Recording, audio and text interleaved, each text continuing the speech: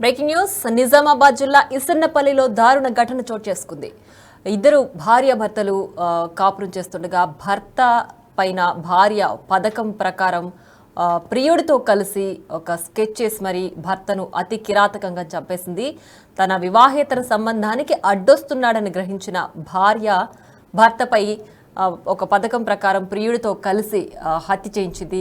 So ఈ విషయాలు అసలు ఆ వివాహేతర సంబంధం భర్తకి తెలిసి వాళ్ళకి అడ్డొస్తున్నాడని భావించిన భార్య మణెమ్మ తిరుపతి, వీళ్ళిద్దరు భార్యాభర్తలు. అయితే ఈ మణెమ్మ అనే వ్యక్తికి లింబాద్రితో వివాహేతర సంబంధం ఏర్పడింది. అయితే ఈ వివాహేతర సంబంధం భర్తకి తెలిసి దానికి అడ్డొస్తాడేమోనని గ్రహించిన మణెమ్మ పథకం ప్రకారం ప్రియుడితో కలిసి భర్తని మద్యం తాగించి ఆ తర్వాత జిల్లా సరిహద్దుల్లోకి తీసుకెళ్లి ఉరివేసి ఆ తర్వాత చంపేశారు. అలాగే చనిపోయిన తర్వాత ఎముకల్ని కాల్చేశారు.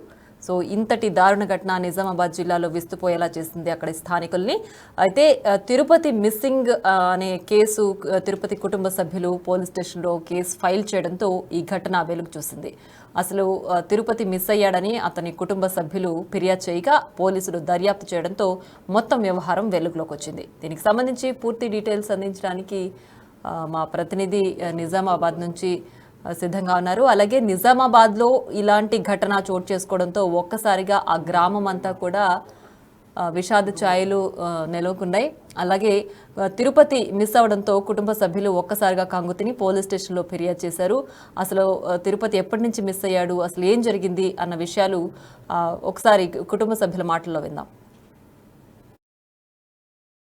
మా తమ్ముని పేరు గొల్ల తిరుపతి. అయితే మా మరదలు అక్ర సంబంధంతో మా ఊరి సర్పంచ్ని ఉంచుకున్నది, కందూరు నింబాద్దిని ఉంచుకొని మా తమ్ముడు దేశంకి వెళ్ళి వచ్చినాక కొన్ని రోజులు మంచిగానే ఉన్నారు. మంచిగా ఉండి ఇక వాళ్ళకు ఏమేమి మొగలు భర్తలు అన్నప్పుడు ఏమన్నా గొడవలు ఉంటాయి కదా సార్, ఆ గొడవలతోటి ఈయన్ని అయితే ఏమో చేస్తే కానీ 6 నెలలే పోయి 6 నెలలకు ఫోన్ చేయడా 6 నెలలకు ఫోన్ చేయడాని మేము ఇట్లా అనుకొని పోయి ఆశ పొలాలు నాట్లేసేటప్పుడు వచ్చింది. వస్తే ఒక 6 నెలల తర్వాత వస్తే నా తమ్మిడిని తోలుకొచ్చి నువ్వు పొలం నాటేసుకో, ఏమన్నా చేసుకో, లేకపోతే నా తమ్మితో నాకు ఫోన్ అన్న ఫోన్లో మాట్లాడినాక నీ పొలంలో నువ్వు పొలం నాటేసుకో, వీడు ఉంచుకో, ఏమన్నా ఉంచుకో, కానీ మా తమ్మిని తోలుకొచ్చేదాకా మాత్రం నా చెల్లెకు రానియ్యా అని నేను మిడుసులు బట్టి నూకేసిన సార్. నూకేసి అది చేసినాక పోయి ఇట్లయితే కాదు 3 వద్దులు వచ్చింది. 3 వద్దులు వస్తే ఇట్లయితే కాదు అట్లయితే కాదురా, వీళ్ళు రానియరని పోయి పోలీస్ స్టేషన్లో కేసు పెడితే సరే మంచిదని పొద్దుగినాక పోలీసు వాళ్ళు వెళ్తే నేను పోయినా చెప్పిన గిట్ల సంగతి సార్ ఇట్లా అయింది. ఇప్పుడు 6 నెలలకు మాట్లాడా పోని మానతోనంటే మాట్లాడకుండొచ్చు అని దోస్తులతోనన్నా మాట్లాడి మా ఇంట్లో ఏమంటే ఉన్నాడు దేశం పోయిండు అని చెప్పింది.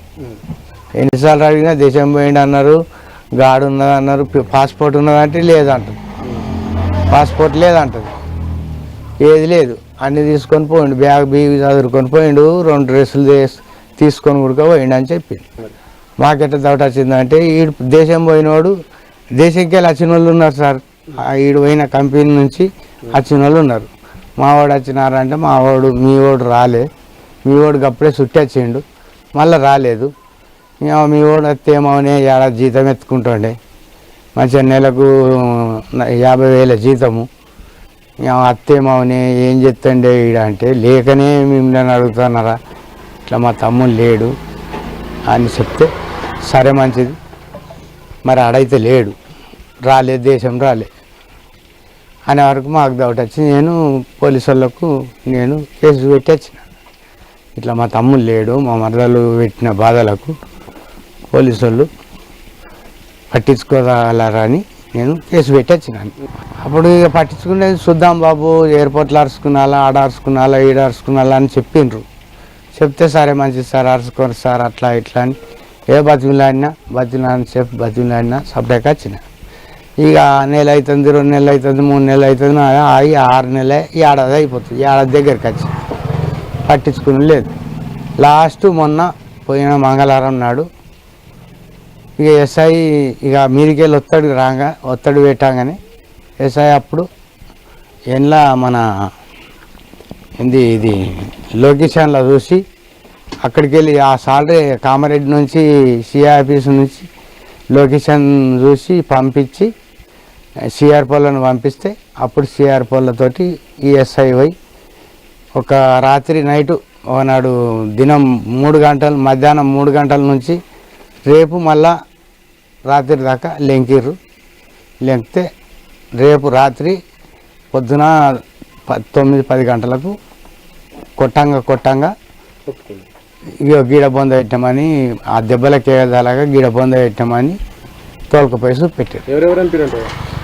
భర్త కందూరు నింబద్రి, దర్రి నింబద్రి, మా మరదలు మా ఈ తుర్క కాషాయన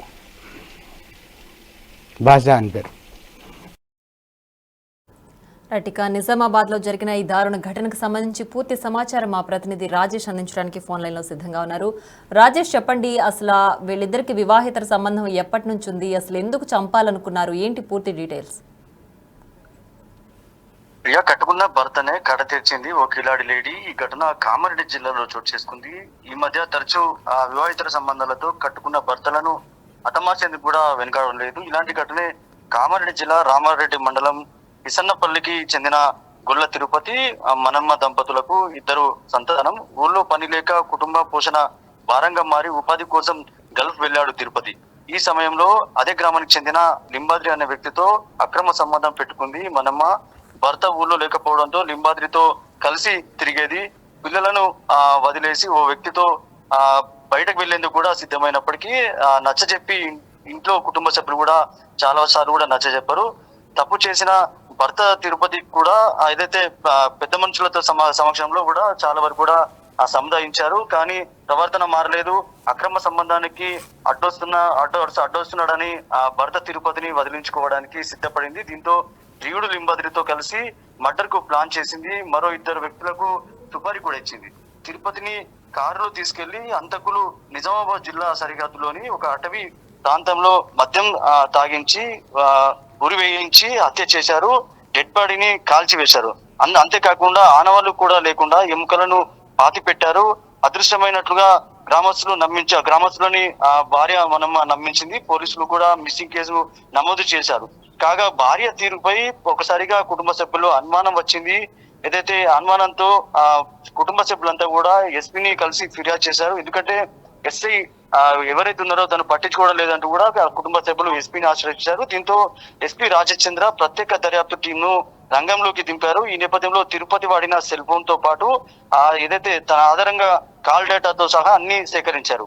అనుమానితులను విచారించగా మర్డర్ మిస్టరీ బయటపడిందని చెప్పుకోవచ్చు. భార్య మనమ్మ, ప్రియుడు లింబాద్రితో పాటు మరో ఇద్దరిని అరెస్ట్ చేసి రిమాండ్ కి అయితే తరలించారు పోలీసులు.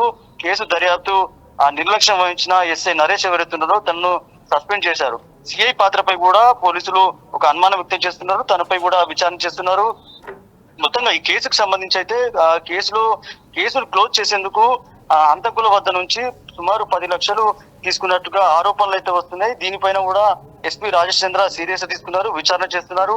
ప్రస్తుతానికైతే వీళ్ళందరూ ఎవరైతే నింపుతున్నారో మనమ్మతో పాటు వీళ్ళందరినీ రిమాండ్ తరలించారు. ఇలాంటి ఘటనలు పునరావృతం కాకుండా గ్రామస్తులు కూడా గట్టి చర్యలు తీసుకోవాలని చెప్పి కూడా గ్రామస్తులు కోరుతున్నారు. ప్రస్తుతానికైతే ఈ ఘటన ఒక్కసారిగా ఉమ్మడి నిజామాబాద్ జిల్లాలో కలకలం రేపింది. కామారెడ్డి జిల్లా రామారెడ్డి మండలం సొంత గ్రామం అయితే ఏ గ్రామం అయితే ఉందో ఆ గ్రామంలో తిరుపతి కుటుంబ సభ్యులు కావచ్చు, ఇటు మనమ కుటుంబ సభ్యులు కావచ్చు తీవ్ర దిగ్భ్రాంతిని గురి చేసిందని చెప్పుకోవచ్చు. ఇలాంటి ఘటనలు మరింత దారుణంగా భర్తను హత్య చేసేందుకు వివాహితర సంబంధం కోసం అడ్డొస్తున్నాడని భర్తని హత్య చేసిన ఘటన వెలుగులోకి రావడంతో ఒకసారి అందరూ అవాక్కయ్యారు.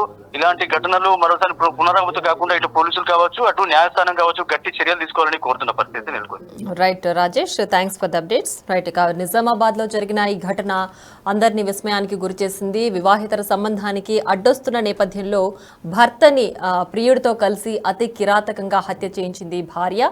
సో ఈ మొత్తం కేసు కూడా ఎస్ఐ దీన్ని దర్యాప్తు చేయకుండానే క్లోజ్ చేశారు. ఆయన కూడా లంచం తీసుకున్నారు అన్న ఆరోపణలు కూడా వచ్చాయి. సో ఈ నేపథ్యంలో ఆయన కూడా సస్పెండ్ చేశారు. ఈ కేసులో మణెమ్మ లింబాద్రితో పాటు మరో ఇద్దరిని కూడా అరెస్ట్ చేశారు పోలీసులు. దీనికి సంబంధించి పూర్తి దర్యాప్తు చేస్తున్నారు.